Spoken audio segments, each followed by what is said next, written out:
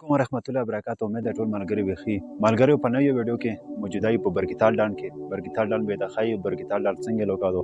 وي مونږ چینل یې ضرور سبسکرایب کو ان شاء الله مونږ کوشش کوو چې میدان اره وای لوکا د وخایو هر لوکي ویډیو تاسو لارو نو دا برګیتال ډان دی